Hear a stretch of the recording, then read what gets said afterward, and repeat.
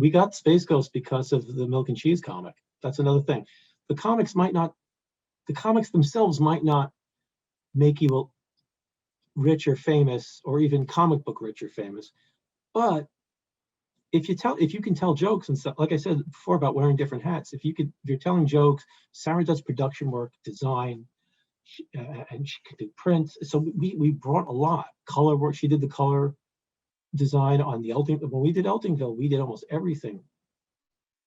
We did a lot of things that other people would have normally done. We did character design, the Bible, she script edited, she designed the color work.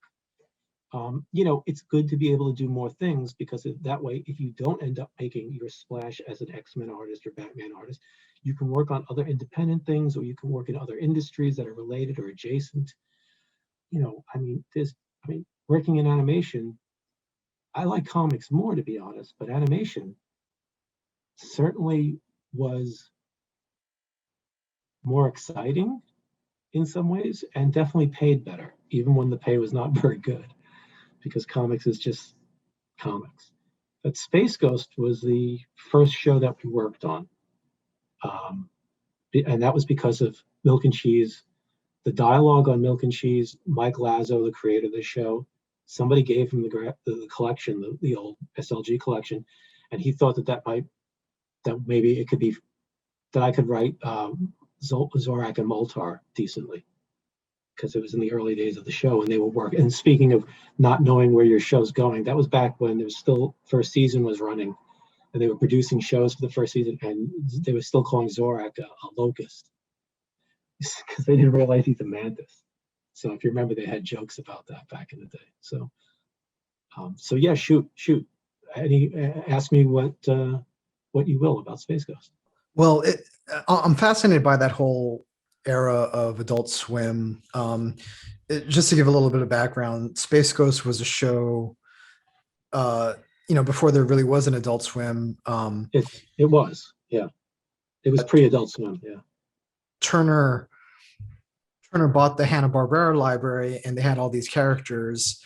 And Mike Lazo was actually just a programmer, just a guy who had to find slots for all these shows, discovered that there was a few empty slots, and decided he was going to reuse some of this old animation to make a weird little like art school talk show thing. Is that more or less correct? He had a dream about Space Ghost interviewing people. Okay. And and then there's a Space Ghost pilot that you may have seen that was made with Andy, the Brack guy. Oh God, Andy Merrill? I feel terrible. Yes. And Andy Merrill was in a costume part of it, and it was a different looking. They spent apparently more money on this weird pilot that didn't run. It's around. I'm sure it's on one of the DVDs probably, if not on YouTube and crap like that. But there was an initial pilot where they didn't have any celebrity guests. They were just telling you what this thing would be about, and they had pictures of celebrities on the screen. It was very, very cheaply done, obviously, and not super clean or firm. The show Space Ghost is a cheap show, but you know what I mean. It's not like there's photographs that are being whisked off of the screen, and maybe there are. And then they eventually just, the show the show doesn't cost much. And I think they were putting on Space Ghost with a laugh track on after it, the old episodes, and they were putting on episodes of Birdman, or they were putting Hanna-Barbera cartoon. They were slotting it 2 11-minute shows. So they would, to fill out after Space Ghost, they would throw on an old Hanna-Barbera cartoon and sometimes put a laugh track on it, if I remember correctly. But the show ended up getting them really great press. The show never was really super successful. It had a good audience for what it was, especially when it got weirder, and kind of sometimes outright purposely irritating. There are episodes that people just divided people and drove people crazy, like Storybook, the old guy telling the Space Ghost stories or something, and a few others. Wasn't there an episode where they looped the entire episode? They played the episode twice? there's an episode where they redid the episode or something like that. Is a second version of it, and then there's the Sonny Sharrock episode, which is like mostly music or something. I mean, when you're doing an 11-minute show that costs very little money, and Lazo was running the Adult Swim at that by a later point, Space Ghost was just a pet project that never really got past pet project, but it did give them. It also got them Cartoon Planet material, and it got them the Brack Show, and it sold some T-shirts and things like that. But from what I understand, from what people told me back in the day, the thing about Space Ghost was that Space Ghost got them amazing recognition and press from magazines, mainstream media, hipsters. You know what I'm saying?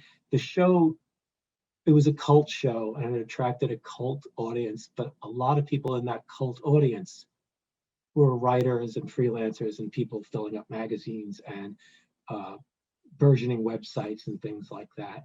So Space Ghost became very hip. People wanted to be on the show kind of the way that people wanted to be on the old Batman show.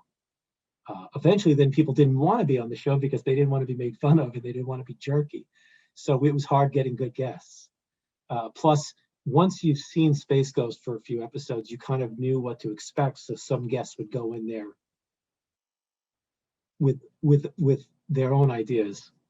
They would come in ready to argue or ready to try to be funny, almost, or try to evade. There's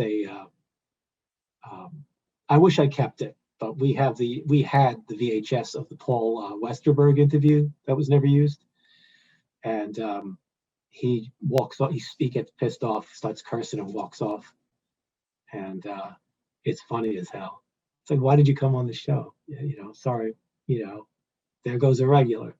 But the show was very hip and it got it was kind of like, in some ways I consider Beasts of Burden to be in the same position right now where it's not doing great business, but it's got a solid following and people still talk about it. It's won some awards, so it's a good thing to have around, I hope. But considering the money that they were spending, people were fascinated by Space Ghost, and it kind of had that, Pee-wee's Playhouse kind of thing going on where people in bands were into it. And, same thing with Yo Gabba Gabba, which we worked on years later, except that was, obviously more successful. But Space Ghost was also a very big influence on the people who watched it, who got into animation or did stuff, because it really set a lot of the tone. I mean, people who worked on Space Ghost drove the Adult Swim in a lot of ways. They were doing Aqua Teen Hunger Force and Dave and all those folks. And Space Ghost really was, it was the first shot over the bow of what the Adult Swim would become, was like anti-comedy in places. And what the fuck was that comedy? And was I supposed to get that comedy? And audience provocation comedy, and cheap as a plus of how a lot of their shows looked horrible to some people, in the way that like Dr. Katz did, which I think they picked up. But like, people did not like the art style on a lot of these shows.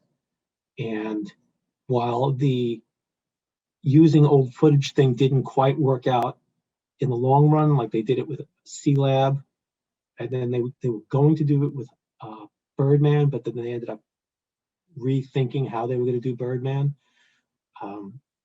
But Space Ghost was the first thing, and it was kind of like the pioneer. What can we do? What can't we do? Or what do we think we can do later when we have a little more push? And Space Ghost, I love that. Man, I love that show.